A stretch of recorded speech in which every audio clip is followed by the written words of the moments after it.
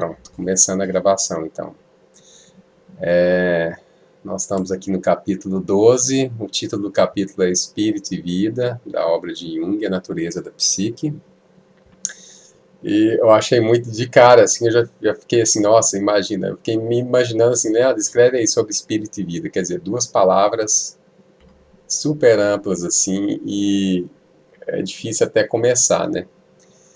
E foi muito interessante o que eu observei também no delineamento aqui da exposição de Jung, como ele percebe, né, essa amplitude, ele comenta sobre ela nos primeiros parágrafos, e depois ele vai reduzindo ela, e aí ele parte de um ponto de vista científico, empírico, e depois vai desenvolvendo até chegar na psicologia do inconsciente. Bom, e então ele já começa colocando para a gente aqui uma pergunta, né? Como falar sobre isso, né? Como poderemos inserir aqueles complexos quase ilimitados, de fato, que chamamos de espírito ou vida, na corrente do pensar, se não revestindo-os de conceitos verbais, também eles meras fichas de contar do intelecto. E aqui, essa pergunta é muito interessante, porque assim, a gente já tem um reconhecimento aqui, já está implícito nessa pergunta, que espírito é algo efetivo, né? E que conceito é como se fosse algo estático, né? Por isso que ele fala, como que a gente vai falar de uma coisa que é efetiva, utilizando uma racionalização que, de certa forma, faz com que perca até mesmo o brilho disso que o espírito carrega em si, pensando na efetividade. E nesse mesmo parágrafo ele vai colocar, eu achei muito interessante, o sopro vital, né? Isso que a gente chama de sopro de vida, na verdade, é muito paradoxal porque é percebido no último sopro, né, no moribundo, quer dizer, a gente percebe ele, eu acho que né, ele, como ele colocou aqui, o sopro de vida é percebido quando ele sai, na verdade, né? Se ele sai, aí o corpo morre. E é uma metáfora, é claro que esse ar que sai que abandona o corpo é muito mais do que o ar, né? Tem um sentido de vida. E aí, aqui no parágrafo 602, ele vai dar uma explanação sobre a palavra espírito. A gente até já comentou, né? A gente já fez uma reunião e pegamos um texto à parte e chegamos para chegar na conclusão do que é espírito para Jung. Para a gente, eu acho interessante, no português, espírito, pelo menos o que eu penso, assim, eu acho que não quer dizer muita coisa. Parece que para o alemão quer dizer mais coisas, né? A gente usa muito pouco a palavra espírito, eu acho, né? Não sei como que é a experiência de vocês. E, pode falar. Isso eu posso falar se quiser, mas se for atrapalhar, deixa para depois. Eu estou anotando aqui. Eu vou passar o parágrafo 602, falar Tá. no que ele tocou, aí você comenta, tá, professor? Bom, e aí o que ele quer comentar? Olha só, o que é muito interessante com essa coisa de espírito, ao mesmo tempo que é uma palavra que parece que é muito distante, mas ela também está no vocabulário e também no português, de uma forma muito presente. Quer dizer, a pessoa fala, ninguém fica perguntando. É como se tivesse um sentido ali que todo mundo está entendendo. Vou dar exemplos. A palavra, primeiro, ela já é ambígua. Primeiro, ele coloca ela como uma ideia transcendente e inexprimível. Em sentido mais comum, ela é sinônimo do inglês mind. Significa agudeza intelectual, mas também significa fantasma e assombração. Agudeza intelectual, para o português, eu acho que quase a gente não usa nesse sentido. A gente quase não usa, mas eu já percebi que os filósofos, sim, que não brasileiros, né? Também pode expressar aí como a gente usa mais aqui, fenômenos espíritas.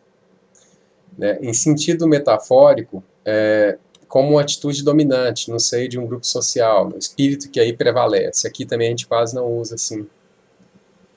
É usado como qualidade material. Também eu acho que quase nunca. Espírito divino, bebida espirituosa, a gente não dá uma qualidade material usando a palavra espírito aqui no Brasil, acho que não.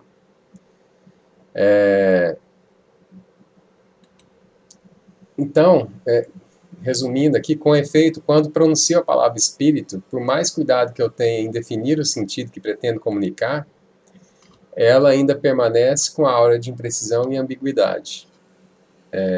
Pessoas, tem alguma coisa para falar? Era isso que ele expôs.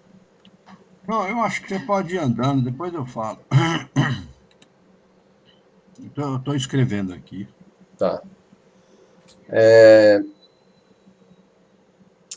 Então, ele coloca a próxima pergunta. O que significa, né? Como ele propôs espírito e vida, o que significa propriamente a palavra espírito quando usada em conexão com vida? E aqui, quando ele coloca essa pergunta, ele vai começar a funilar, e ele vai partir do ponto de vista empirista aqui, e fala já no 604, não sou filósofo, mas empirista, né? E aí, como ele percebe que a questão é difícil, ele fala que quando a coisa é difícil, ele prefere deixar que a experiência decida, ok. E tem como objetivo reduzir, né, os fatores abstratos a um conteúdo empírico, para ter alguma certeza de conhecer também aquilo que ele está falando. E aí ele vai e adota aquela postura, eu acho que é bem kantiana, você vai me corrigindo, Humberto, todo mundo, essa coisa, né, ele chega nessa ideia de que eu não sei o que é o espírito em si, né, a vida em si, o corpo em si. Ele vai falar como um empirista que ele conhece a vida através de um corpo vivo, quer dizer, através de um fenômeno. Então, primeiro ele se apoia aqui na epistemologia kantiana. Mas o que ele é em si e por si, em estado abstrato, né, ele diz que não Só consegue... uma coisa, Leandro. Uma coisa de alerta, não de escrito, de explicação, que eu vou pondo aqui. Isso aí já está mais próximo da leitura do século XIX sobre a palavra espírito, por ele fazer relação com a palavra vida, né? Então eu já aproximei aqui o sentido filosófico dela. Começa com Anaximandro, século 7, 6 antes de Cristo. Agora eu vou caminhar, enquanto você vai falando, eu vou caminhar apenas com essa palavra, mas vai demorar um pouquinho para falar sobre espírito e vida no século XIX. E aí o espírito assume, como eu li, pelo que eu li, o sentido próprio deixado por Hegel, de efetividade. E efetividade é diferente de objetividade. Significa que, igual ontem estava dizendo, que o si faz parte da constituição do movimento que se apresenta na história. Em exemplo, você não segue leis. Você está nas leis, refazendo as leis. Você está em movimento, né? Essa palavra efetividade é importante, só isso. Exatamente. E isso aí já dá para notar na primeira pergunta dele, né? Quando ele fala que vai falar de uma coisa que é, assim, como que ele vai falar de espírito usando conceito? Ele já intuitivamente, ele percebe que o conceito tem esse poder de tornar as coisas estáticas. De forma que você conceitua ali, aquilo vira uma proposição, aquela proposição não muda, ela vira a base sobre a qual você parte para outras coisas. Então ela não pode mudar. Por isso que o conceito tem esse caráter de ser estático, né? Sob esse ponto de vista. Bom, a outra coisa também, que você só citou uma vez, eu anotei que vou falar, é sobre a mudança conceitual da palavra conceito. Essa mudança realizada pela quântica. Também é importante. Que aí você definiu o conceito como algo estático, né? Está implícito na pergunta do Jung. Ele não teria feito essa pergunta se não fosse sob esse ponto de vista. Ok. Agora, olha só, para você ver, ficou mais fácil. Ele reduziu, né? Vamos falar ao invés de a gente falar de vida de uma forma ampla, vamos falar primeiro desse corpo vivo, né? O que é isso? Então, uma aproximação empírica. E aí, o delineamento dele aqui é tranquilo nesses próximos parágrafos. Eu estou no 605, né? Ele vai assim, de uma forma bem simples, falar, depois ele deixa bem complexo, mas primeiro ele já fala que o corpo é uma realidade visível, palpável, né? É um fenômeno, o corpo é um sistema fechado, ele é adaptado às finalidades da vida, né? Como tal, é um fenômeno da entidade vital, captada pelos nossos sentidos. E aqui ele coloca um sinão, né? Ele colocou essa palavra aqui, ó, entidade vital, né? Esse componente, entidade vital, faz com que ele caminha aí, né, através do empirismo, ele vai caminhar para aquela separação entre corpo e alma, fatalmente, né? Por quê? Porque ele vai entender o corpo como um sistema, sob esse ponto de vista, tá? Porque o Jung ele vai mudando, né? Ele não está fechando aqui, ele só está falando sobre esse ponto de vista. O corpo é um sistema material pronto para a vida e que torna a vida possível, com a condição, porém, de que mesmo estando pronto para a vida, esse sistema não poderá viver sem o princípio, sem a presença de um princípio vital. Ou seja, aqui ele já separou. Ele identificou que existe um corpo, existe vida, mas essa vida ela vai ser colocada à parte com o nome de entidade vital, depois princípio vital, e por último, aqui no parágrafo, ele vai ligar isso a quê? A um fator psíquico. Quer dizer, ele vai ligar entidade vital a princípio vital e vai falar que essas duas coisas é o que ele chama de fator psíquico. Agora eu não sei, aqui no último parágrafo ele colocou, eu não sei se ele colocou os animais, inclusive as plantas, tendo esse fator psíquico. Alguém leu e lembra? No parágrafo 605. Lá no finalzinho, ó. Pois, excluído o significado possível deste princípio vital, faltaria automaticamente ao corpo, como tal, algo que é estritamente necessário à sua vida, a saber, o fator psíquico. Conhecemos isso diretamente a partir de nossa experiência com nós mesmos, através da observação científica em animais vertebrados superiores e nos animais inferiores e mesmo nas plantas, pois nenhum argumento prova o contrário. Ele está considerando que tem um fator psíquico nas plantas, em tudo que tem vida? Não entendi muito bem. Eu acho que Enfim, ele não se sei se... referiu a ser entidade vital. Hã? Eu acho que quando eu fiz a leitura, a minha percepção não foi o fator psíquico, mas a entidade vital. Em qualquer animal ou uma planta na natureza tem um princípio vital, a entidade vital. E isso é um fato, né, que pode ser constatado. Não sei se o fator psíquico. Essa é a minha compreensão. Pois é, exatamente, mas ele vai fazer a ligação já no próximo parágrafo, quer ver? Essa foi minha dúvida, né? Eu fiquei pensando, entidade vital, tudo bem, né? Tendo essas coisas, né? Agora, falar que essas coisas, que a entidade vital seja um fator psíquico em planta e tal, não sei. O que ele coloca no 606 é que a entidade vital é idêntica ao fator psíquico. Então, aí, ó, faça a ligação espírito, sopro e atividade vital. Acho que é nesse sentido que a Ediclé colocou, né? Também eu li assim. E aí só que aí ele vai ligar a entidade vital a fator psíquico, né? Sim. Agora, e aí olha só, quando se parte do ponto de vista kantiano, empirista, ele mesmo reconhece, e será que a gente não chegou aqui na dualidade entre corpo e alma, né?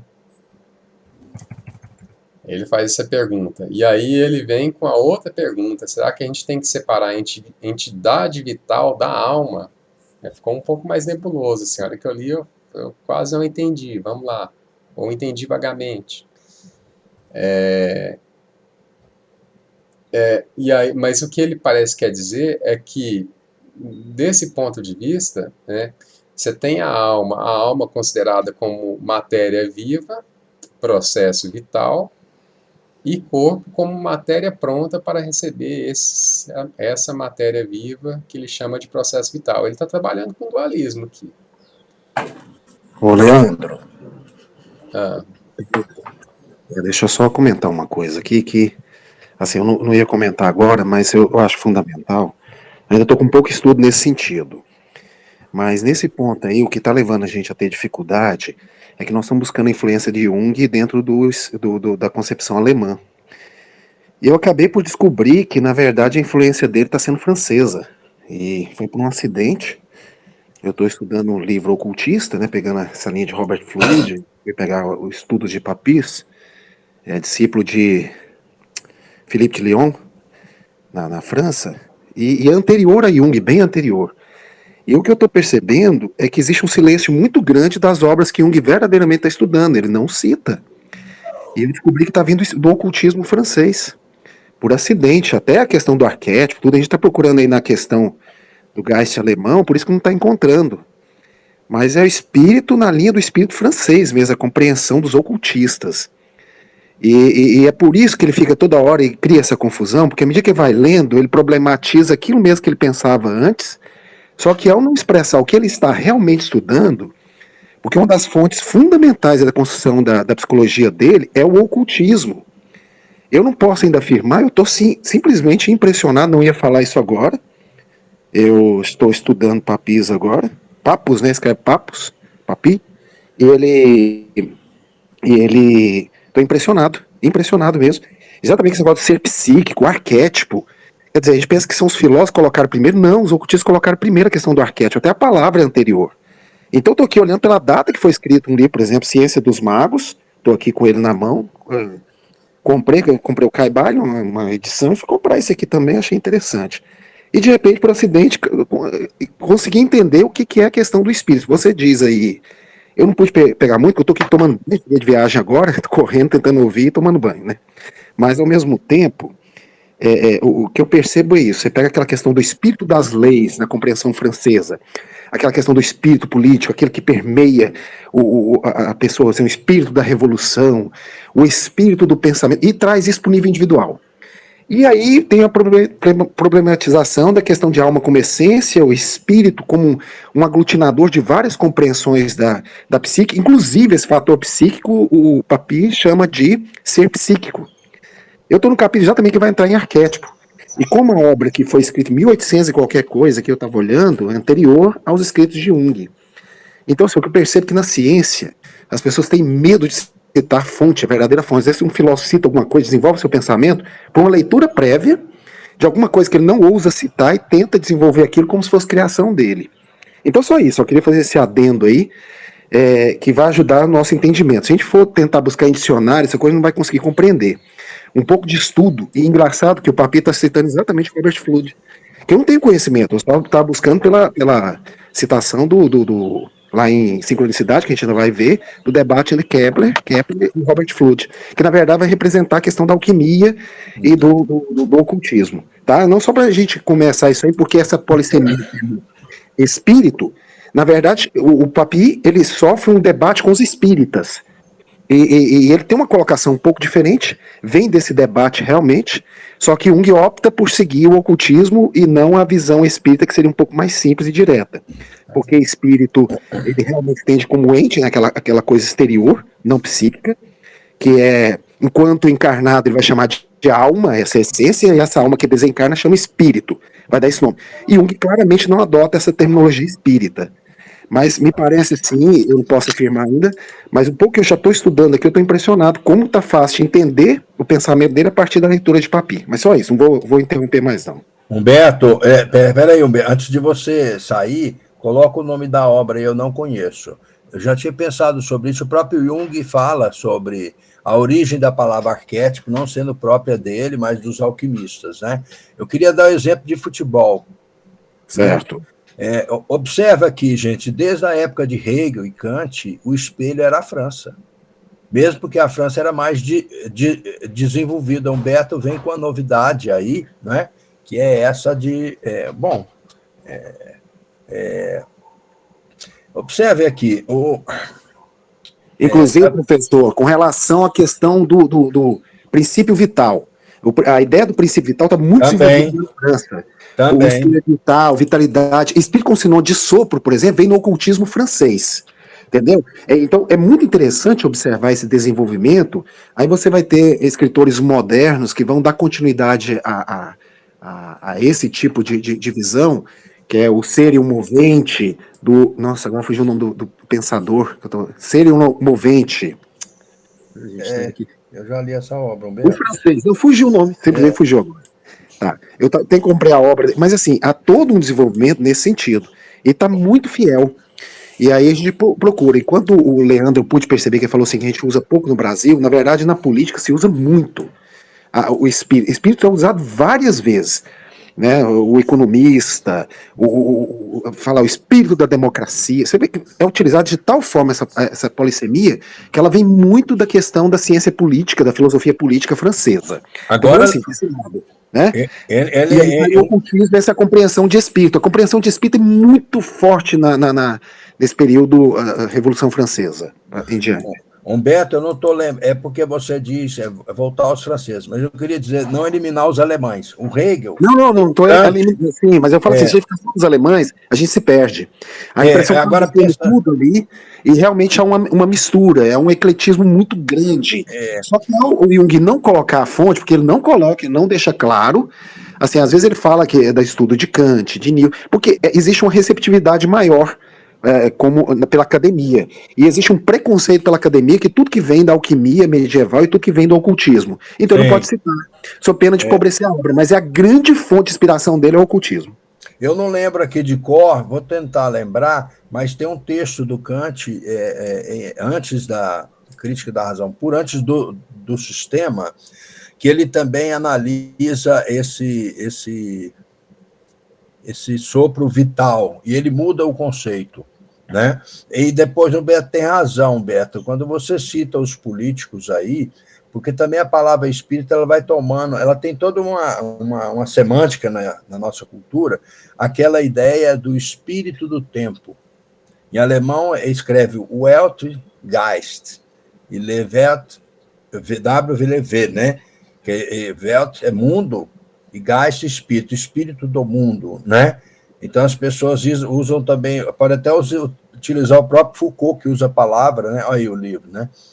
Você coloca os dados sobre a palavra espírito como solo, como episteme que permite saberes nascer e desaparecer. O futebol francês não é francês, é argelino. Quem é mais velho aí, igual o Wagner, tudo, viu o Zidane jogar, viu a influência argelina, que, na verdade, no Brasil é influência africana, que bate na dureza alemã. Essa ligação muito interessante, nunca vi. Agora, Humberto falando, eu prestei atenção nisso, e a Copa que eles ganharam também, eles misturaram, né, a firmeza do povo alemão e a precisão com a habilidade de alguns jogadores que eles conseguiram mandando para outros lugares. Esses outros lugares, França, né? Principalmente nós brasileiros aqui. Então, aí volta aquela questão colocada anteriormente também pelo Humberto. Então, a gente tem um tempo aqui para pensar entre iluminismo, romantismo, a organização do romantismo feito pelo classicismo e depois a reordenação pelo neoclassicismo e Hegel, na ligação com Jung, e a última tese, que ainda é hipótese, de que enquanto Hegel joga com a tríade e Jung joga com o quaternário. Então, que Jung não seria exatamente um hegeliano, mas faria uso de Hegel, né? E tudo isso também é movido por esse conceito de arquétipo que não é próprio do Jung, né? De origem, ele mesmo assinalando. Então, a palavra espírito, ela tem uma história. E depois de Husserl e Heidegger, que usam esse termo, principalmente o Husserl, né? Weltgeist, ou seja, o espírito do tempo, né? A gente pode fazer a ligação dela com a palavra arquétipo. Sim, olha, e é muito interessante. o que eu achei interessante nesse texto é que o Jung, ele não, é assim, é lógico, ele mais provoca do que aprofunda, eu acho. Tanto é que da vez passada que a gente chegou à conclusão que ele usa a palavra espírito ao fim, né, ao cabo e fim, ele quer falar de arquétipo, quando ele vai aprofundar mesmo. E nesse texto ele não toca na palavra arquétipo.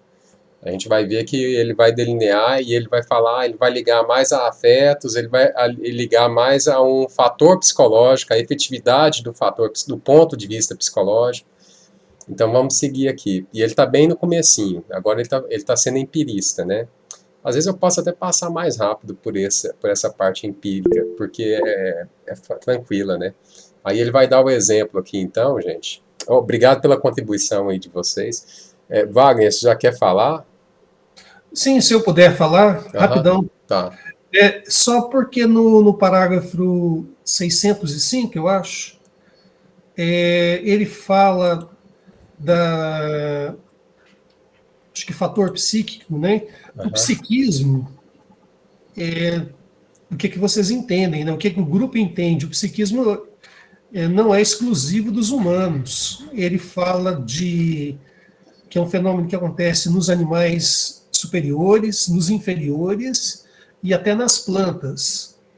Existem pesquisas recentes e até um livro que está ficando famoso, que ficou famoso, que é A Vida Secreta das Plantas, que mostra, não sei se vocês já viram na internet, como que as plantas têm uma vida social, como elas se comunicam pelas raízes e formam como se fosse a expressão que eles usam é uma internet da floresta, né?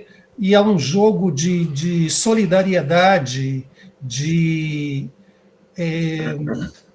sabe, toda uma vida praticamente social das plantas, né? Então, provavelmente o fenômeno psíquico não seja exclusivamente humano, né? E o Jung já está, se eu entendi bem, ele assinala nessa direção.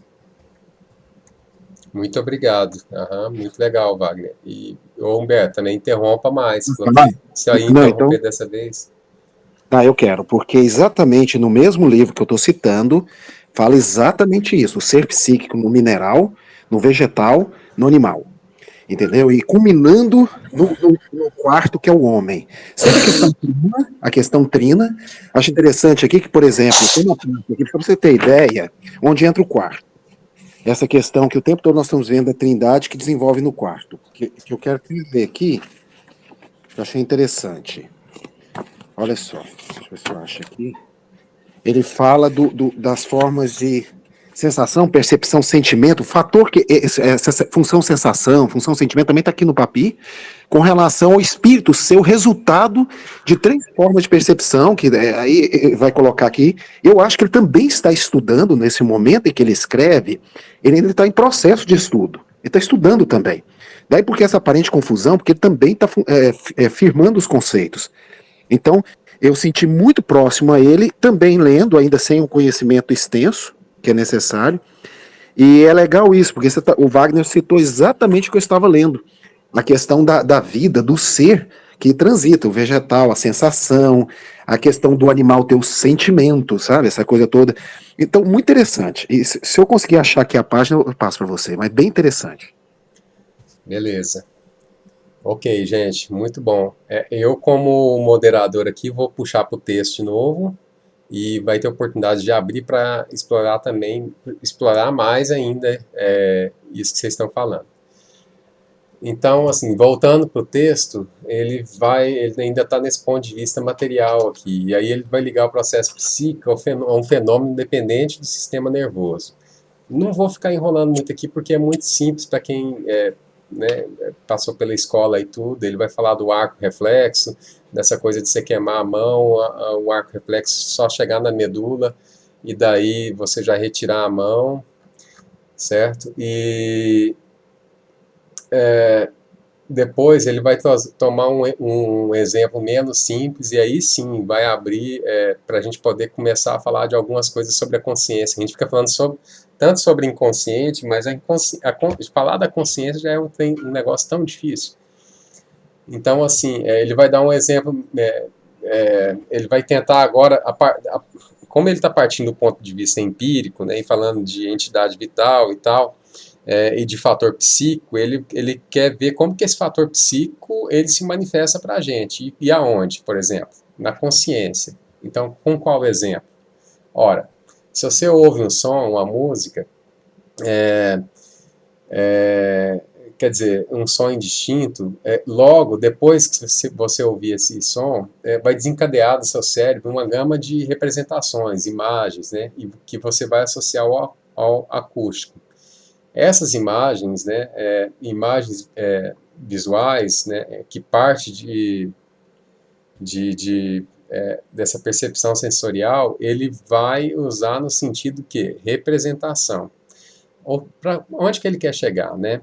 Pô, a gente está falando aí de entidade vital, de princípio vital, mas como que isso se apresenta como fenômeno, né? Ele liga isso a um princípio psíquico, mas como que esse princípio psíquico aparece para mim? Porque está tudo muito vago, e eu acho muito legal essa coisa dele, de trazer isso para essa realidade da representação. Então ele fala que uma entidade psíquica só pode ser um conteúdo consciente, né? Isto é, só pode ser representada quando é representável, ou seja, precisamente quando possui a qualidade de imagem. Então ele vai identificar que as imagens, ele vai ligar as imagens a todo conteúdo consciente, né? E automaticamente a reflexos que ocorrem no cérebro. Ele está sendo empirista aqui.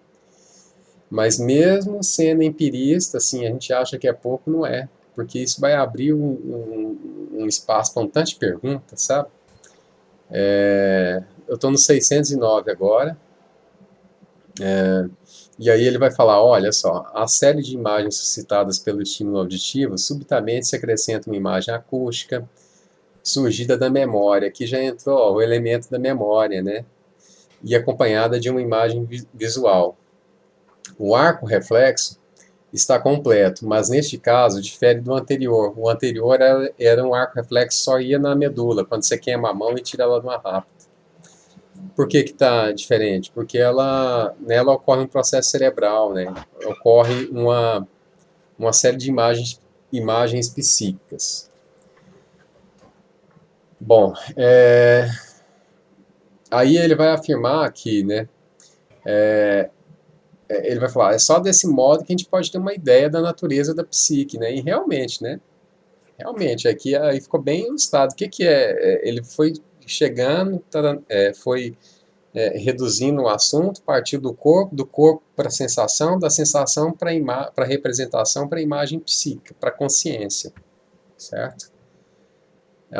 E é isso que ele vai falar. Essas imagens reflexas têm um caráter de consciência. Agora, ele vai aprofundar. A natureza da consciência é um enigma cuja solução eu desconheço.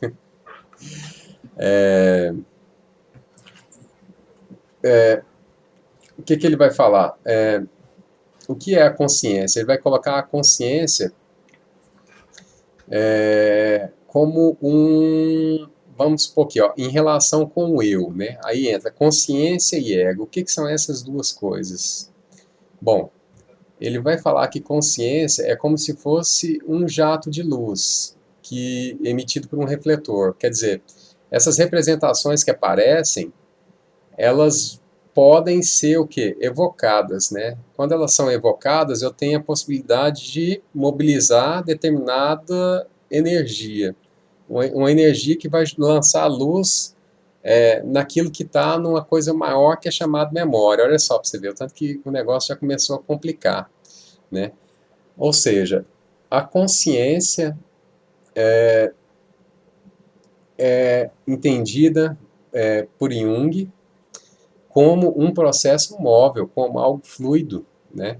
E o eu como a possibilidade de coordenar em parte esse processo que é móvel, né? Vamos ver aqui. Só assim, a correspondência é tão grande, porque eu estava aqui até encontrando aqui algumas coisas que vão ajudar bastante. Tá. Claro que hoje ainda não posso dar uma contribuição, vou fazer um estudo profundo, quem puder também, porque vai ajudar demais a compreender agora o que o Jung realmente, o que parece obscuro a outros junguianos, talvez esteja aqui a chave. Ele coloca, inclusive, você falou móvel agora, fiquei impressionado, mais uma coisa batendo, porque eu tô com o livro aberto aqui. Ele coloca que o corpo físico é aquele que sustenta. Aí vai criar o princípio da correspondência, que é papi ainda. O organismo, sistema, satélite, planeta, sol. Aí e depois vem aquele que anima, ânima, aí vai ligar com alma, corpo astral, fluido dinâmico que emana do sol. Aí depois o ser psíquico é o terceiro, é a síntese. Aquele que move, olha a correspondência que você está falando. Uma força de atração localizada, aqui eu já estou no ponto que localiza entre o dentro e o fora. Aqui nós estávamos comentando no estudo passado da correspondência. E olha que interessante, o espírito é o quarto. Depois da trindade entre sustentação, a ânima, né, o que sustenta e o que move, porque o ser psíquico é o que move. Inclusive está tendo discussão aqui do espírito consciente, porque, segundo aqui, essa obra que eu estou olhando, vamos discutir agora o inconsciente. Olha que interessante. Ainda não há Freud, ainda não há Jung, e estão discutindo a consciência e a hipótese do inconsciente que vai se transformar na psicologia. E olha que interessante. E o espírito é aquele que governa, sintetizando a trindade anterior. Então é o quarto.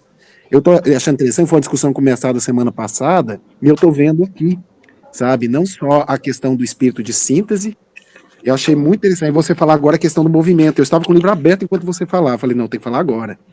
E aí vem aquela questão, né? Inclusive, ele comenta aqui que o ser psíquico cria intuição e comunica ao espírito através da inspiração. Olha que interessante. Então, a intuição vem no ser psíquico, aí vai ter toda aquela questão função sentimento, função sensação, intuição, e chega ao espírito em forma da inspiração. Então, a intuição comunica do ser psíquico ao espírito pela inspiração. Aqui, de certa forma, criando aquela ideia de que quando nós pensamos assim, quem está me inspirando são os espíritos. E Jung vai dizer, não, é a psique. Por quê? Porque, segundo o Papi, a coisa está acontecendo aqui internamente, não está negando o exterior, mas está construindo a questão, vamos dizer assim, o terreno, o arcabouço para erguer toda uma psicologia analítica que vem depois. Eu achei interessante. Então, assim, é bom a gente pegar essas coisinhas que, de repente, a gente dando uma lida aqui, outra ali, a gente vai conseguir compreender melhor o pensamento do Jung nesse ponto aí. Com certeza. Muito bom. Aí você vê que é uma coisa que é uma coisa recorrente, falada, né? Muito bom a contribuição, e eu acho muito interessante esses aspectos que o Jung vai falando, porque assim, não adianta a gente tentar entender o que é inconsciente se a gente não entender nem o que é consciência, né? E é difícil já entender consciência, né? Olha só, a consciência já está colocando aqui como representação, uma ligação com o mundo fora, mas também tento, porque eu também tenho uma percepção interna, até dos meus próprios órgãos, uma dor que eu estou sentindo, né, uma coisa física e de sentimento e tudo. E o que entrou na jogada aqui foi a questão do esquecimento. Ó, ele colocou o esquecimento, ele colocou a memória. Quando ele coloca a memória, quer dizer, ele percebe um fluxo. Ó, da onde que vem uma imagem que eu recebo um som, eu ouço um som, de repente eu lembro, sei lá, de uma flor, lembro de um tigre que eu vi no zoológico, mas onde que estava essa imagem? Ela estava em algum lugar, ela estava esquecida, estava numa memória, em algo que eu não acesso. E ele vai ampliar isso aí. Então ele vai ver o que? A consciência como um fluxo de movimento que até certo ponto ela é coordenada por um eu, né?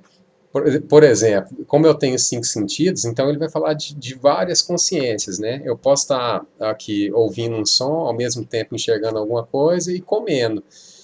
Às vezes, eu posso estar inconscientemente ouvindo um som, certo? Quer dizer, olha só o fluxo dessa consciência. Entre aspas, inconscientemente, porque se o barulho for muito alto, automaticamente eu vou mudar a posição do meu corpo e olhar o que aconteceu.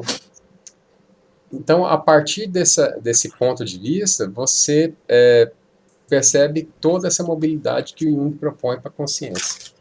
Né? E você explica também, Leandro, e você explica também a alegria do Jung, depois de encontrar com Paulo, e ao final do livro Sincronicidade, onde a gente vai chegar, é visível a alegria dele, falar, então, os livros da alquimia, quer dizer, parece que ele vem fazendo esse estudo marginal há um tempo, ele está curioso, ele está tentando, ele tenta transmitir o máximo da sinceridade intelectual dele sem citar toda a fonte. Aí porque o trabalho do Jung não é compreendido pela academia. que a academia só estuda com parte do conhecimento. O marginal ela não dá conta e ignora e mesmo repudia. O Jung está fazendo um caminho aqui que é tentar pegar todo o conhecimento marginal junto com o conhecimento aceito e tentar entender o que está por trás. E agora eu compreendi porque a alegria dele lá na conversa com o Paulo lá na frente, nós vamos ver isso ainda, é porque ele já vinha estudando. Ele não podia falar sobre isso. Ele estava encantado. E aqui, uma coisa interessante que eles falam, que isso não se faz com o cérebro, se faz com a prática. Assim, o magista, o ocultista, ele deve praticar para descobrir o conhecimento, sabe, contato com os outros seres, os seres animais, os vegetais, e toda uma entrega. Então, o Jung ele está visivelmente impulsionado a conhecer essa psique, a se entregar nesse abismo. Eu achei interessante porque assim, é incrível, porque à medida que você vai falando e as coisas vão casando aqui, achei interessante. Então, falando assim, com uma proposta para frente, não posso nem dar contribuição, mas achei muito interessante. Lá o Humberto, ele diz mesmo na sincronicidade que desde os anos 20, né, ele se preocupa com esses acontecimentos, com esses fenômenos que ocorrem, que não tem exatamente uma ligação causal, né? A alegria dele de encontrar Paulo é porque ele possibilita uma leitura casual, quase, né? E eu já tinha visto, professor, eu já tinha visto ao estudar a origem do nazismo, sobre os poderes, porque assim, é interessante, porque havia uma febre não contada pela história, que tomou conta da Alemanha nos estudos de espiritualidade, espiritismo, ocultismo. Tanto é que aquele poder, porque é um poder de guerra gigantesco que eles desenvolveram a partir do desenvolvimento da mente e da psique, né?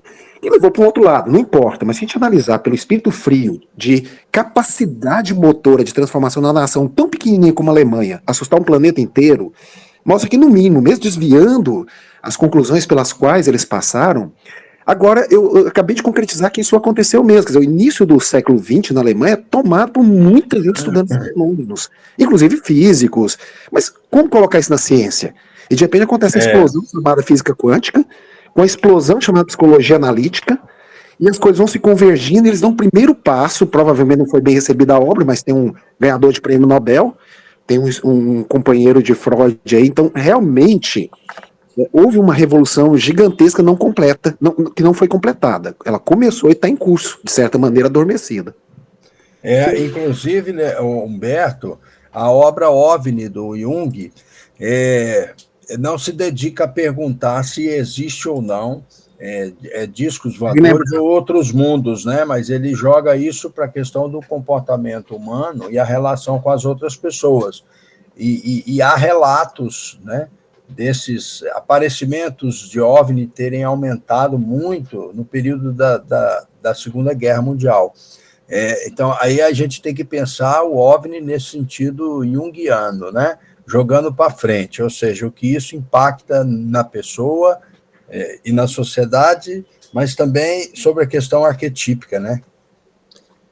E até pouco tempo eu achava que o estudo da energia vril era só uma brincadeira de internet. À medida que eu vou estudando, eu falei, gente, isso realmente aconteceu. Eles se debruçaram no estudo da energia vril para produzir fenômenos de levitação. Então, assim, são coisas que eu estou assim, deslumbrado com um mundo que eu não conhecia, não tenho acesso, e você tem que estar buscando como Jung fez. E à medida que você vai buscando, você fala assim, meu Deus, quanto conhecimento a humanidade poderia ter se nós tivéssemos um pouquinho menos de preconceito. Então, hoje nós temos capacidade para isso, vai se revelando, graças ao Jung, esses insights, essas alfinetadas, essa confusão, entre aspas. Quem não entende o que quer dizer com espírito, alma como sinônimo de ânima, agora eu entendo de onde vem ânima, porque ânima e ânimos, e por que não coloca a alma como ânimos, aí começa a entender agora. Mas se você não tem essa leitura extra, tudo fica muito, muito hermético, muito difícil, e não é tão difícil quanto parece.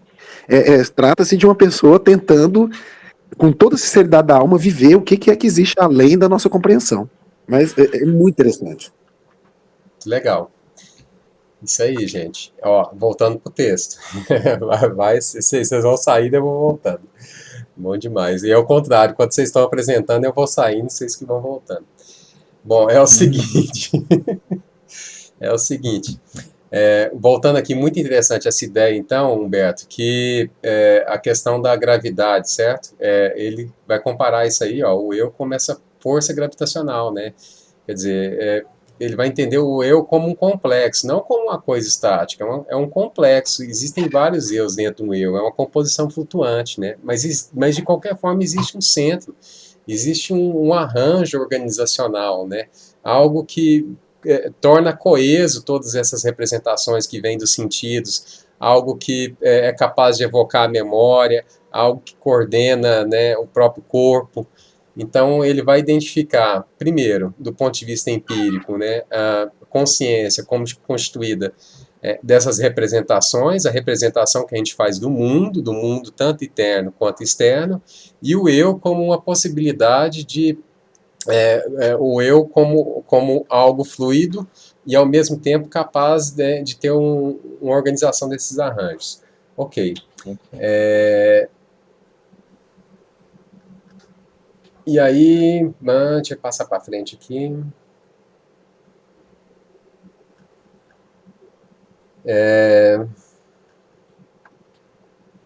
Bom, aqui ó, é onde ele vai fazer Antes de você passar para frente, Aham. uma coisa que Jung chama de fator e o francês chama de princípio, nessa época nós vamos encontrar muito uma coisa chamada fluido vital, ou fluido cósmico, ou fluido universal. Só para ficar claro que de repente Jung pode citar isso aí, mas é que na época de Jung já houve o eletromagnetismo. Então já houve todas as equações de Maxwell, o início da física quântica, então nós vamos chamar de fenômeno ondulatório. Então as propagações eletromagnéticas, um pouquinho antes, são chamadas de fluidos. Então há uma questão aí do centro de atração, atrações eletromagnéticas, a ideia de campo, está tudo uma coisa pulsando e os termos vão ficar muito confusos, exatamente no tempo de Jung, e ele vai chamar de fator para tocar a palavra princípio e fluido. A palavra corrente é fluido elétrico, no momento fluido magnético, fluido eletromagnético, a ideia de fluido. Hoje isso parece anacrônica, parece estranho você ouvir isso. Fluido? O que é isso? Mas a gente tem que entender que está tudo sendo comunicado. E é por isso que aparece a palavra fator. Eu não entendia também porque aparecia fator. Falei, de onde vem, tira isso, né? O psicóide como fator psíquico. Não, eu tô falando lá na frente, mas como todo mundo aqui já leu mesmo, lá, não aguentou, já leu lá na frente. Mas uma das coisas que eu questionei foi isso: é princípio psicóide, é fator psicóide, de onde tira essa palavra? E agora eu compreendo, é dessa imprecisão de termos que ainda estão sedimentando. As pessoas não têm palavras ainda para definir uma profusão de conhecimento. Então, Jung ele vai navegar de um lado para o outro. E é legal quando você coloca a questão do magnetismo, porque da atração.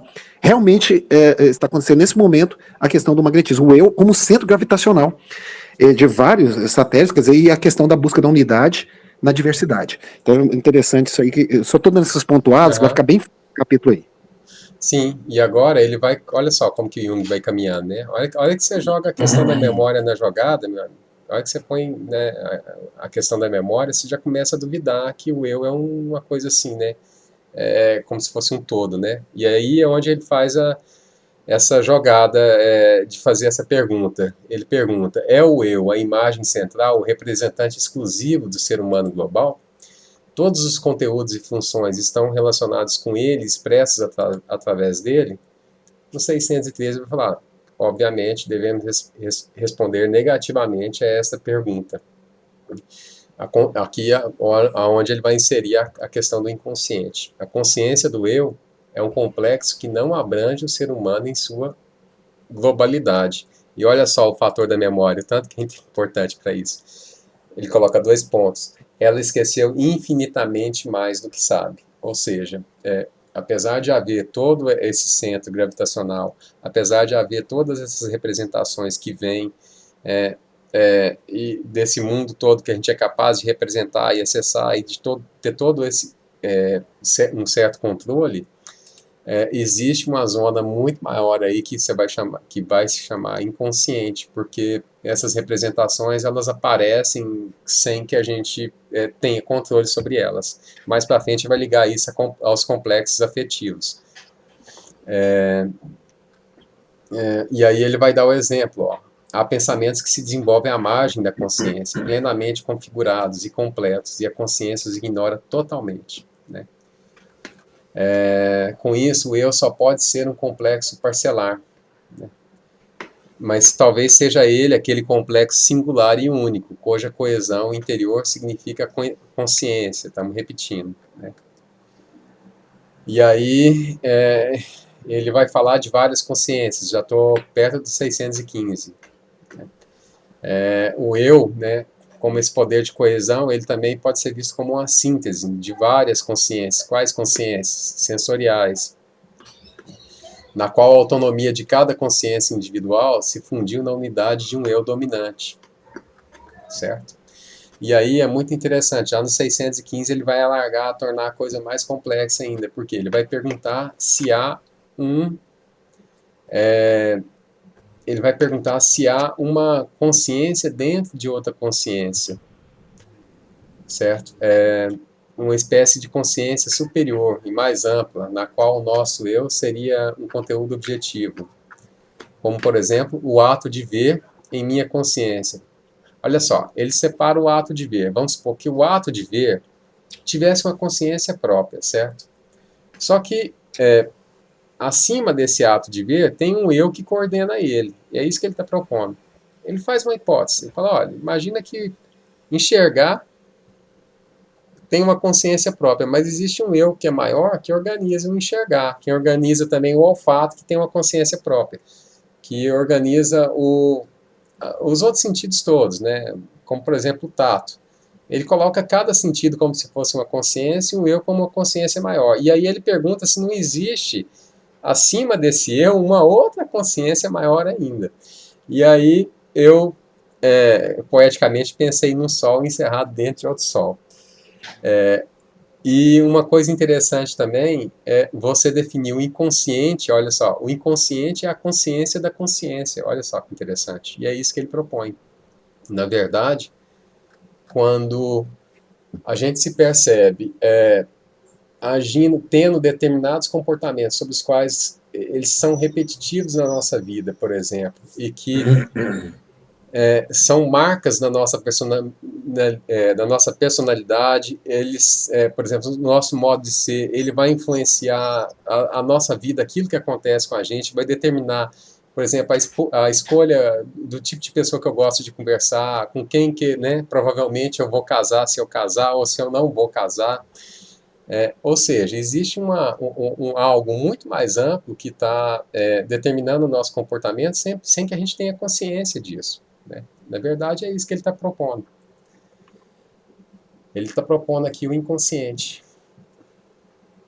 Ok. Na página 600, não, no parágrafo 616 agora. Ele vai falar agora, aqui fica uma coisa bem interessante aqui, porque ele vai falar que seria de se esperar que todas as atividades psíquicas produzissem uma imagem reflexa de si próprias, né? E quando é interessante, eu acho que aqui, o professor Pedro, cabe muito, a hora que você quiser parar, mas essa questão da gente também ilustrar a consciência como um espelho, né? Como um espelho mesmo, um espelho que reflete. Não como que está refletido no espelho, mas aquilo que é capaz de refletir, que é o espelho em si mesmo. E aí é muito interessante, porque assim, se eu espelho o mundo do ponto de vista racional, a imagem que aparece no meu espelho, que eu sou o espelho, ela vai ter todo um contorno racional. Mas se eu troco o espelho e coloco um espelho sentimental, quer dizer, se o que espelha o mundo é uma função sentimento, aquilo que aparece no espelho vai ter uma outra conotação. E aí a gente está falando de epistemologia, a gente está falando do saber como essa possibilidade de variabilidade, né? De ter diferentes formas e validades, não pelo fenômeno, mas como a forma com que a gente olha para o fenômeno, né?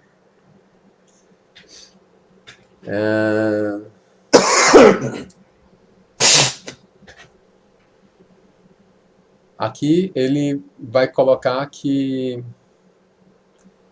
Deixa eu só ver o que eu comentei aqui. né? Eu escrevi aqui, somos espelhos, sentimentos, espelhos, razão. Troca-se o espelho, muda-se a forma da imagem refletida na consciência. Quer dizer, é muito interessante isso. Nós não somos só representação, né? Não somos só... a psique não é só essa representação. É também isso que a gente está falando, assim, a forma de olhar, né, para as coisas, né? O que produz essa representação? O ego como possibilidade de passar a saber mais dos vários espelhos que temos, né? Inclusive o não espelho da imediatidade, ou seja, a questão da passividade. O espelho recebe a luz e a reflete. Podemos falar de consciência no sentido de passividade, no sentido porque o espelho, para ele refletir a luz, antes ele tem que receber, né? Isso eu só estou colocando no sentido de provocação aqui, tá, gente? Provocação, assim, de alargar para isso, né? Bom, vamos para o 617. Bom, ele colocou uma coisa aqui que eu não entendi muito, quando ele fala que é difícil entender por que as atividades psíquicas inconscientes não devem ter capacidade característica de produzir imagens de si mesmas, como as atividades conscientes. E como nos parece que o homem constitui uma unidade vital, autônoma e completa em si mesma, a conclusão lógica imediata seria que as imagens produzidas por todas as atividades psíquicas se acham englobadas em uma imagem total do homem todo, que as contemplaria e as sentiria cientemente como um único eu. Ele está querendo dizer que, como o inconsciente não tem a possibilidade de produzir imagens de si mesmas, quer dizer, a consciência é justamente essa possibilidade de espelhar o mundo, então o homem acha que ele é só consciência, foi isso que eu entendi, né? E aí ele não duvida da inconsciência. É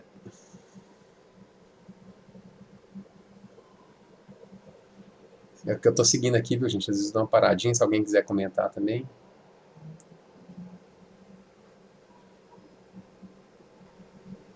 Ele vai falar, olha só, vou ler o de 617 inteiro. Eu não teria condições de apresentar qualquer argumento essencial contra essa hipótese. A hipótese do que, qual que é a hipótese? A hipótese de que o eu é isso mesmo que aparece, é a consciência só. E ele fala, mas ela me parece uma fantasia ociosa, na medida em que não se vê a necessidade de semelhante hipótese explicativa. E mesmo tendo de admitir a possibilidade de uma consciência superior, ele falou sobre a consciência superior e quer tentar provar ela, né? Para explicar a ocorrência de certos fatos psíquicos, isso não passaria de uma hipótese, porque provar a existência de uma consciência superior, diferente daquela que conhecemos, estaria infinitamente acima da capacidade da nossa razão. Vou passar para o 619. Aliás,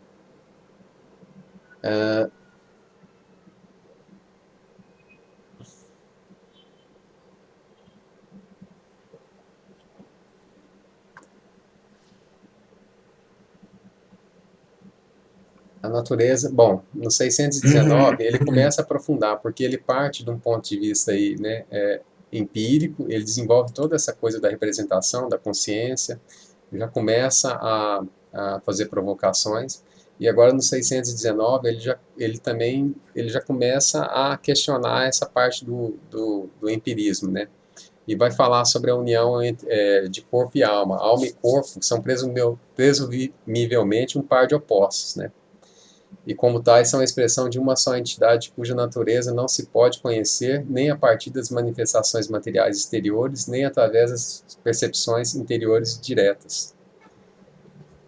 É daí, Leandro, que entra a questão par de opostos, corpo e alma gerando o ser psíquico. É isso que eu queria dizer aquela hora. Como par de opostos gera como síntese o ser psíquico e governando o ser psíquico, o espírito. Por isso que é aí que vai criar essa complicação. Nessa compreensão, é aquela questão do quarto.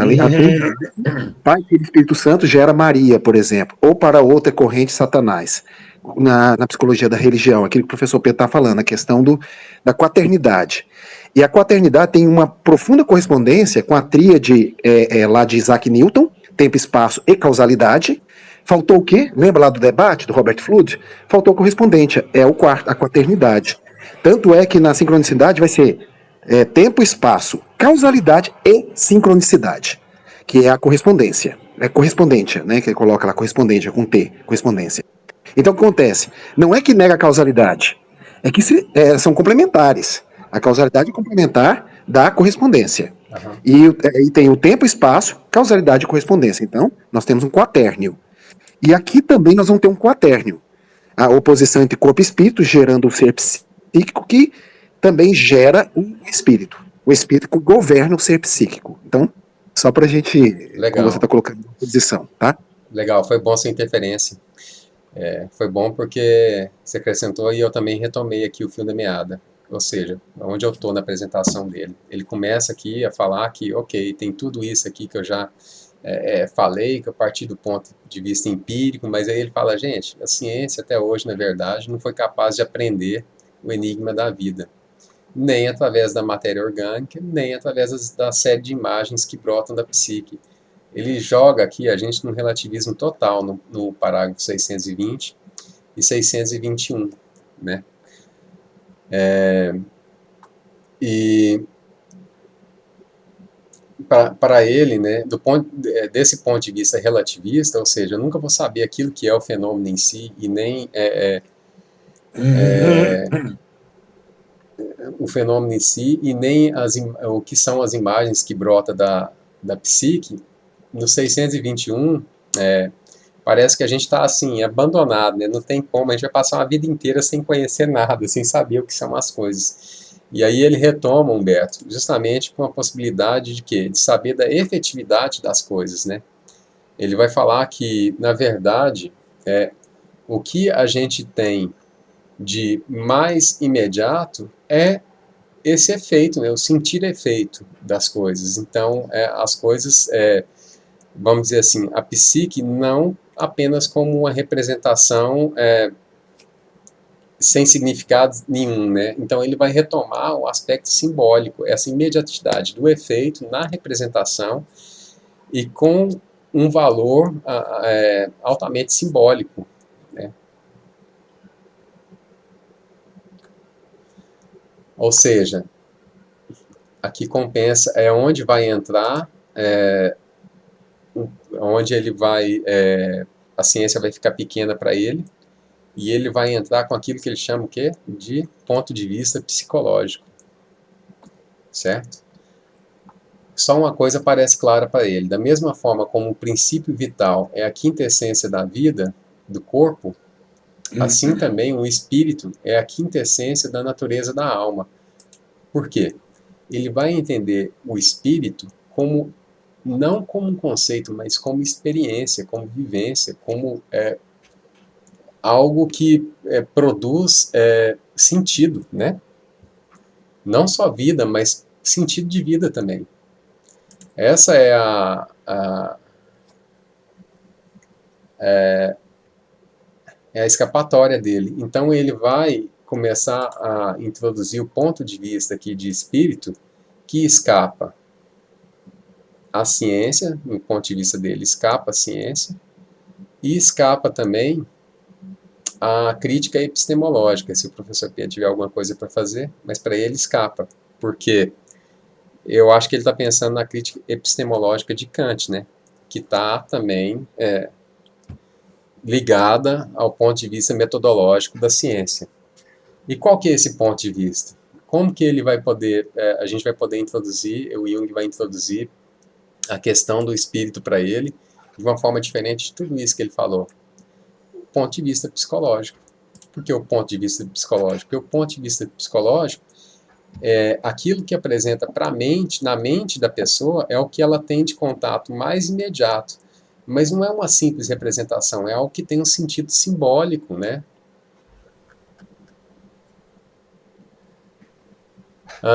E ele vai tentar explicar esse sentido psicológico aqui, então.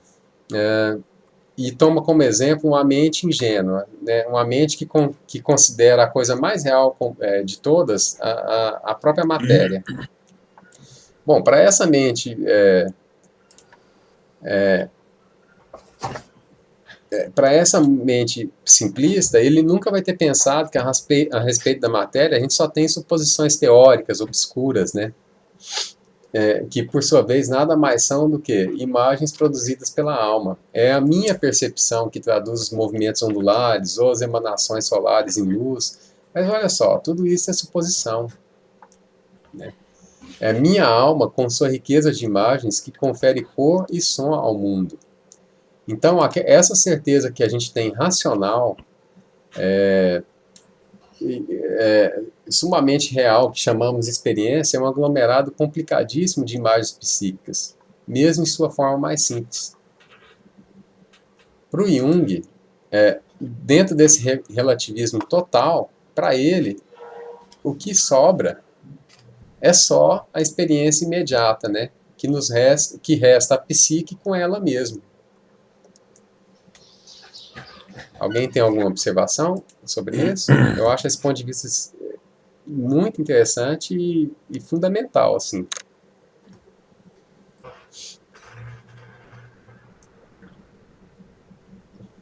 Parágrafo 624. Ele fala, Pedro, que esse ponto de vista dele, esse ponto de vista psicológico, escapa à crítica epistemológica. Você concorda com isso? Concordo. Ele vem nesse veio, eu acho de forma muito precisa. A primeira é a concepção causal aristotélica. A segunda, que a gente tem que tomar cuidado, é a concepção causal newtoniana, porque ela é diferente da aristotélica pelos elementos que ela lida. Depois, se adequa a pontos relevantes da teoria fenomênica kantiana. A noção de a necessidade de observação de fenômenos, né? E mesmo em questão ontológica, aí, a questão do número, né? Não toca em Hegel. A epistemologia hegeliana, ela não é citada pelo Jung até onde eu li, eu estou na obra 18. Então, isso eu acho que não prejudica nada pela questão da tese arquetípica dele. Não é? Ele também não é filósofo, não tem essa preocupação. Mas o fato é que o Kant impacta muito mais na ciência e na teoria filosófica, na revolução filosófica para a epistemologia, do que o Newton e do que em termos de epistemologia, e do que o Hegel, né? E aí o Jung esse caminho é bem claro nele, parece que ele tem conhecimento disso, né? E aí é que ele propõe a sincronicidade para pensar essa questão da vida e do espírito. Ele também, até onde eu estudei, não compreende a epistemologia pós-anos 30, que está emergindo em Viena, na Áustria, e o Hitler começa a perseguir as pessoas, matar, e eles vão para os Estados Unidos e para a França, Humberto. E lá na França, então, vem todo esse berço que acaba em Lia Prigogine, que morreu 2 anos atrás, e nos Estados Unidos, a outra parcela que vai desemboca em Reneton, muito usado aqui no Brasil. Os dois são usados, né, aqui no Brasil, as duas vertentes. Então, ele está... isso eu acho que não prejudica nada a análise dele, né? Eu só acrescentaria essa questão de Hegel se fosse fazer um trabalho de epistemologia mais técnico, mas isso não perde nada. Entendi. É isso que eu fiquei na dúvida. E aqui ele vai falar, olha, gente, no parágrafo 625, na página 342. Por que esse... Eu não sei se todo mundo percebeu, mas... Eu pedi a palavra, porque eu estava falando mesmo ali, professor, antes de você seguir, só completar uma coisa aqui que vai facilitar. O que acontece? Uma forma muito interessante é que a epistemologia, que é a capacidade de conhecer, nota que quando Kant fala o que é possível conhecer, o referencial está parado. Isso é fundamental. O referencial está parado. O observador está parado. O que é, Humberto? Eu perdi o início, perdão. Voltando um pouquinho. O que acontece? A epistemologia clássica, quando Kant analisa o que é possível conhecer, a filosofia do conhecimento, o mundo, tudo bem, pode até estar em movimento, mas o observador está parado. Isso é fundamental. As leis de Newton, ou mesmo de Laplace, né, é um universo eterno. É um universo que funciona como um grande mecanismo, por isso chama mecanicismo. Tá? Tudo parado, eterno. Não há movimento. Isso é muito importante para começar a entender. O que os ocultistas agora, Jung, diz que o ser psíquico é? O ser psíquico é movimento. Então nós temos lá a questão do corpo e alma como opositivos, e o ser psíquico movimenta. Olha, o que é a relatividade? Para quem não sabe, de maneira muito simples, é o movimento do observador. O Einstein senta na cabeça de onda de uma luz e começa a movimentar. Então, olha a diferença, o observador movimenta. Então nós temos o quê? O universo relativizado. O universo também se movimenta de maneira diferente, porque eu estou movimentando como observador. Se a gente prestar atenção, o que Kant chamava lá de crítica da razão prática, onde ele fala do movimento, onde ele separa o movimento, que é a vivência.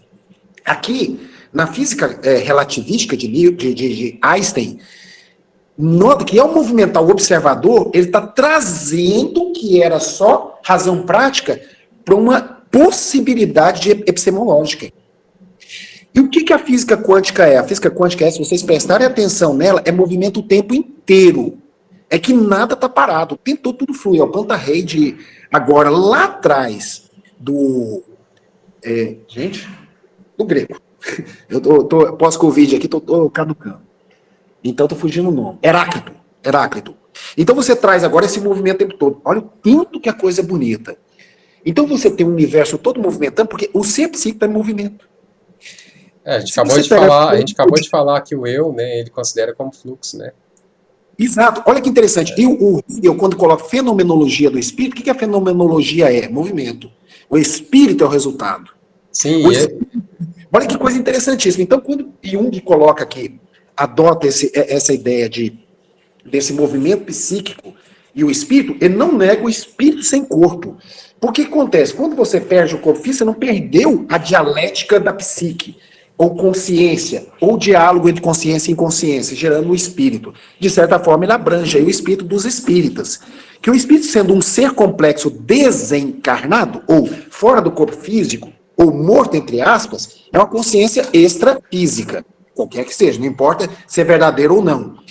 Então, é sábio a escolha de Jung, porque ao escolher a psique como um movimento, o espírito como esse resultado, nós incluímos, então, o self, né, no espírito.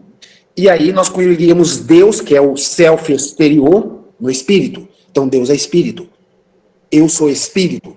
O ser que transcende é espírito. E nessa compreensão caberia a todos. Olha que interessante isso. Mas, fundamentalmente, o ser psíquico é movimento.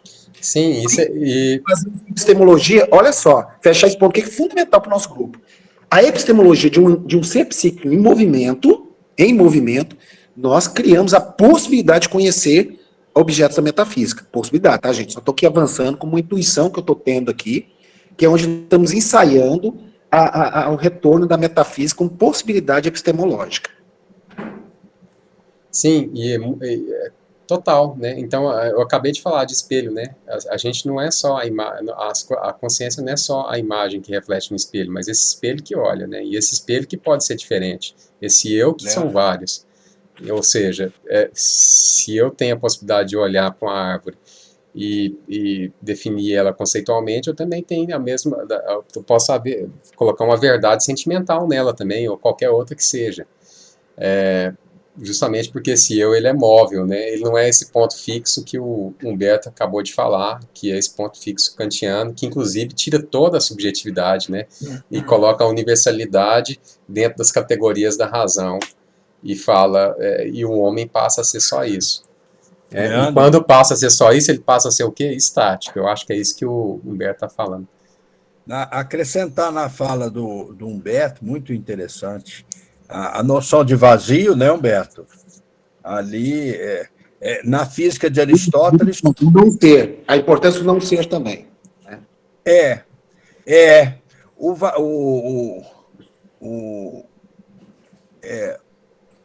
que eu ia falar?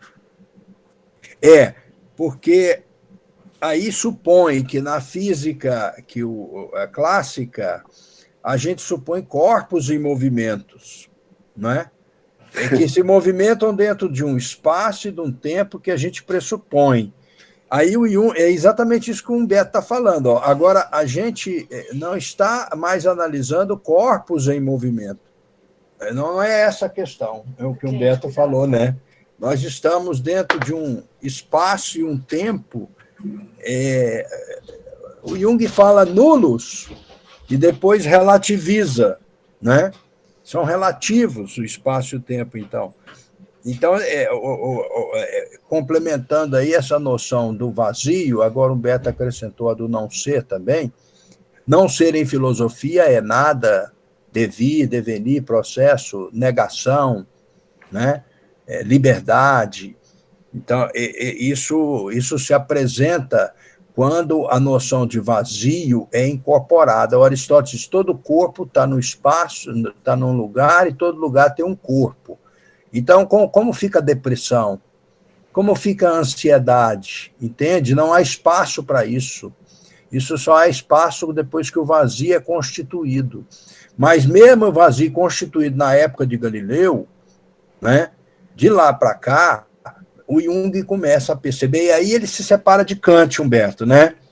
Porque o Kant fundamenta a teoria do conhecimento supondo espaço e tempo vazios que serão preenchidos com fenômenos, então aqui no caso com comportamentos psíquicos, né?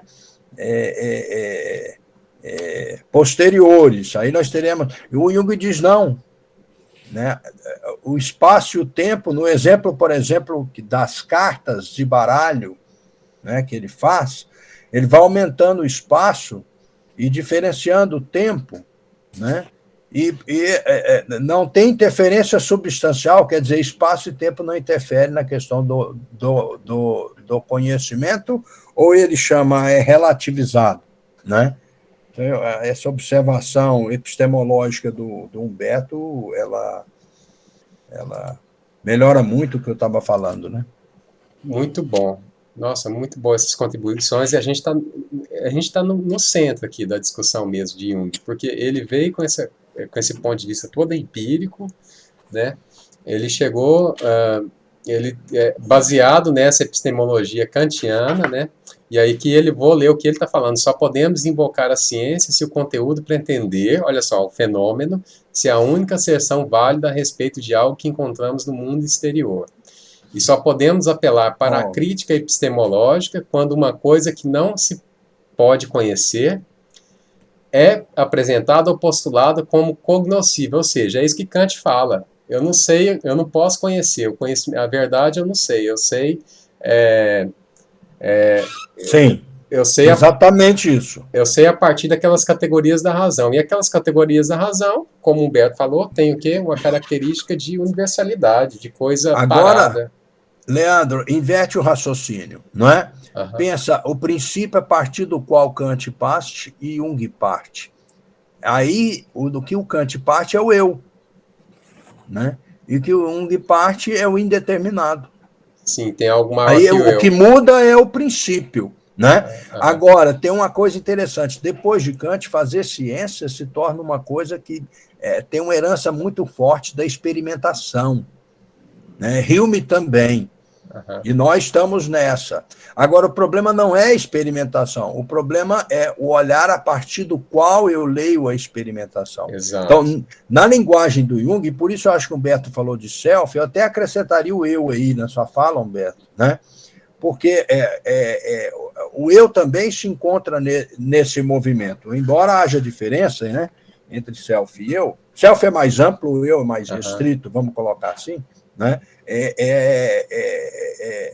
É necessário que a gente olhe o olhar. O que acontece é o seguinte, hoje, né?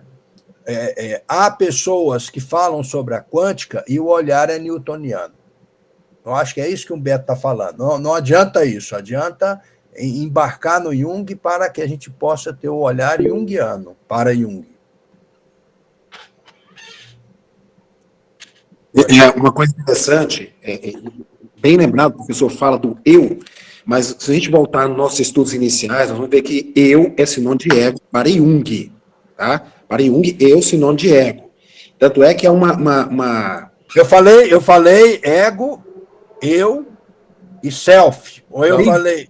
Sim. Não, eu queria falar self e eu. Sim, self e eu. Não, é porque eu quero dizer, voltar um pouquinho daquilo que nós compreendemos lá atrás. Existe uma compreensão um pouco precipitada do Jung como o eu diferente de ego. Então, você tem que morrer o ego para nascer o eu. Essa é uma coisa muito... que as pessoas não leram Jung profundamente e não compreenderam. E por quê? Porque a nossa visão é uma visão espacial devido à causalidade. Já expliquei isso. Nós ignoramos o tempo. Com a relatividade, o tempo entrou como quarta dimensão, porque nós temos a quarta dimensão, nós temos a integração do espaço-tempo como um contínuo. Antes nós tínhamos o quê? O espaço. Com a relatividade, nós temos contínuo espaço-tempo. O tempo integra a quarta dimensão. Olha que interessante, então nós temos que voltar para compreender. O tempo passa a ser importante. Como ele passa a ser importante, Jung vai expressar o seguinte, vamos determinar com dois campos. O ego, o ponto de partida do eu, o self, o ponto de chegada do eu. O eu é esse transitar, ser psíquico. Ou seja, o self é o campo em que o eu pleno será no futuro. Por isso que eu digo, é o problema de passado e futuro. Presente. No presente, eu não sou um eu total. Quando eu me torno um eu total, o que é um eu total? Quando eu, líder, conciliar todos os opostos, meus vários eus, que são complexos menores, sobre um grande reinado de unidade. Eu sou um rei amado por todos os meus eus. Nesse momento que todos os meus eus estiverem ao meu lado, eu me tornei um eu gigantesco. Esse eu gigantesco só é possível no futuro, porque eu tenho que movimentar até chegar nele. Quando eu chegar nele, eu ser um eu total, esse eu total ocupou o campo do self, que é o total, eu total. E esse campo é o vir a ser, é um devir, é um emuná de Jesus, quer dizer, a verdade para o Cristo é uma verdade que está sempre no futuro, você tem que caminhar para ela.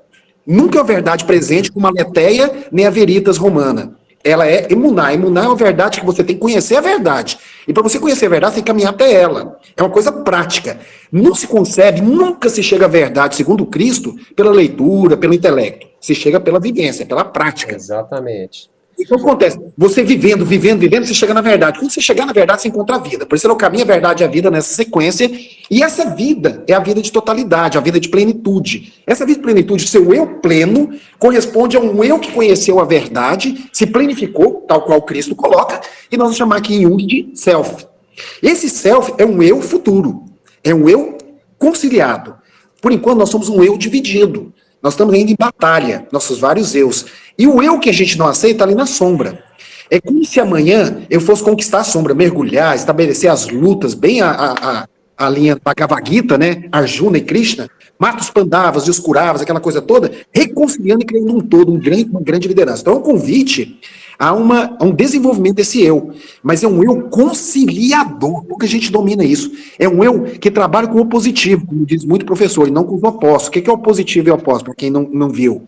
É quando, vamos ver, os contrários servem a minha síntese. Eu não desprezo, eu não escolho um lado. Quando está assim, por exemplo, corpo e alma, eu não escolho nem corpo nem alma. Corpo é importante, alma é importante. E o que os dois em conjunto podem conciliar para mim? Esse é um positivo que o professor tanto fala, que me ajudou demais. Eu tenho uma gratidão muito grande a esse grupo, porque minhas ideias hoje estão muito claras e eu não tinha essa clareza nunca. E esse grupo me deu essa clareza.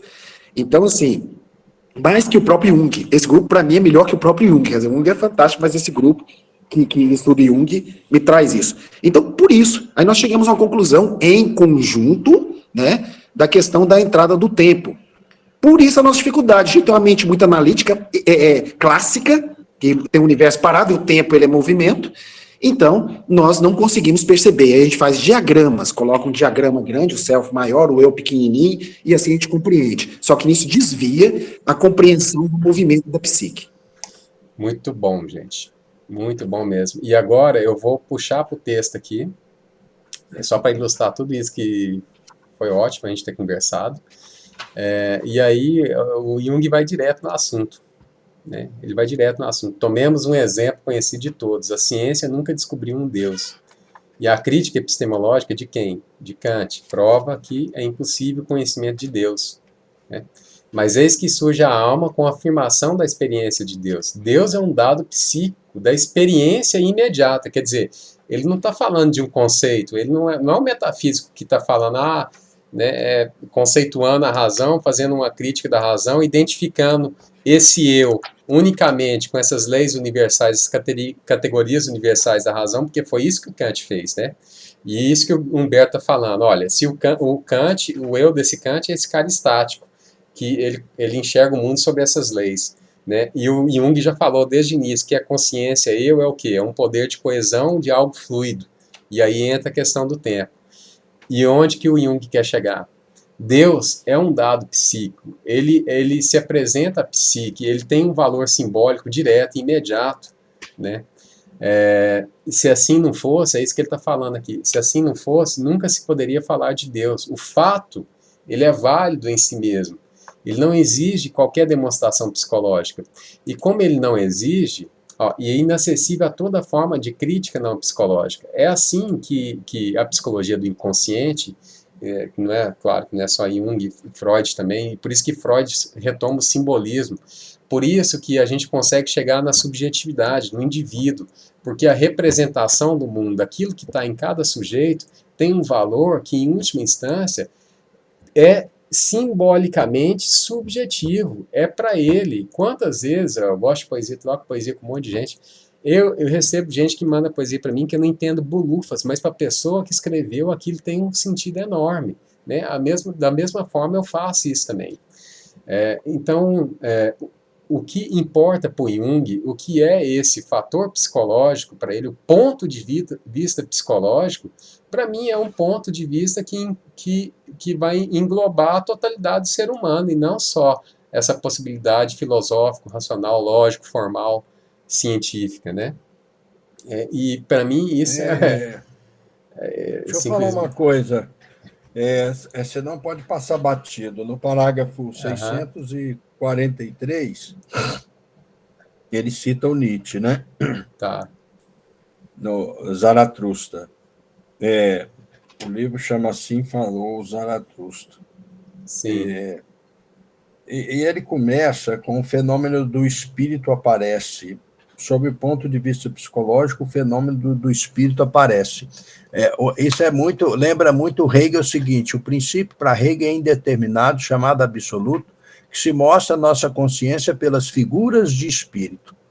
Essas figuras de espírito eu interpreto como os acontecimentos históricos, pela história, né? mediante a qual os espíritos, essas figuras de espírito, a história, nos chegam à nossa consciência a possibilidade da gente estar ciente de alguma coisa ou conscientizarmos do inconsciente, vamos dizer assim, na linguagem junguiana, né?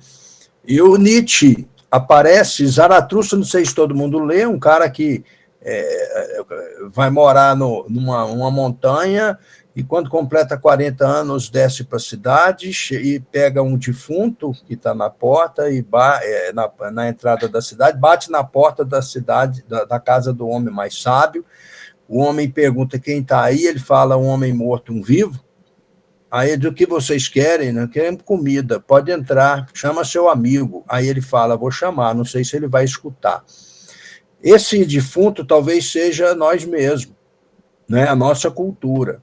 Então, há pesquisas atuais da Scarlett Martin, aqui do Brasil, sobre a possibilidade de uma ontologia em Nietzsche. Jung deixa claro aqui, nesse parágrafo. Exatamente. Né? O Nietzsche não é aquele que veio para destruir, como ele mesmo diz, né? Eu sou uma metralhadora giratória, mas observa, uma metralhadora giratória você atira no seu próprio pé. Você destrói a si mesmo, embebido de uma cultura na qual esse princípio absoluto, não no sentido da fé, no sentido hegeliano, empregado por Jung aqui, pode até ser para o Jung no sentido religioso, não tem problema, Deus, né? Se mostra a nós como se fosse o inconsciente, dando a possibilidade da gente conscientizar, da gente se conscientizar sobre essa nova possibilidade de uma nova ontologia que já está anunciada por Nietzsche, né? Com certeza. Então, só para não passar batido, porque quando ele afirma no 6.4.3, pelo contrário, é uma qualidade essencial inerente à sua manifestação, como nos mostra com evidência os documentos de todas as épocas, desde a Sagrada Escritura até Zaratustra de Nietzsche, né? Psicologicamente falando, o espírito se manifesta como um ser pessoal, às vezes com uma clareza visionária. E talvez aí ele deixe em aberto a ideia, Nietzsche está falando de outro princípio que não é exatamente esse espírito visional, né? Muito bem colocado, exatamente. Eu acho que é isso que tem que ficar para a gente que está no grupo, esse ponto de vista psicológico, que vai levar em consideração a efetividade, né? Ele está falando de uma experiência, ó, experiência de Deus. Ele não está falando de um conceito de Deus, é aquilo que a gente vive na nossa psique. Leandro, inclusive, está aberto? Tá em qual parágrafo você está? Agora me perdi. Eu estou lendo o parágrafo aqui, mas não sei se você está. Qual você está? Não sei, eu acho que a gente pode... 626. É onde eu estou mesmo. Então, o que acontece? Ele coloca aqui, tanto o espírito como Deus, ele coloca, não podem ser, são objetos da experiência psíquica, e jamais poderá ser provado no mundo exterior. Nem ser conhecida por via racional, que é Kant, certo? Uhum. Observe só que o espírito é o número a manifestação fenomenológica do espírito é a psique. É a psique. Então, eu conheço a minha psique, eu tenho experiência com a psique, que é a manifestação do espírito. Aí, pelo princípio da correspondência, a minha psique é um dos mundos com o mundo físico. Claro que eu estou o tempo todo indo lá na frente, eu sei que muita gente ainda não estudou a obra, mas não dá mais para a gente ficar ignorando que a gente está caminhando para a sincronicidade. Então, a ideia de um dos mundos da alquimia é que o mundo psíquico corresponde ao mundo físico, vamos dizer assim. Por isso, psicofísica, que a gente tanto fala, um dos mundos, que é o mundo unificado entre mundo físico e mundo psíquico. Aí o que acontece? Qual é o espírito do mundo? Deus.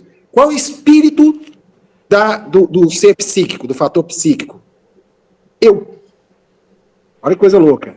Então, eu, espírito, Deus é espírito e eu sou espírito.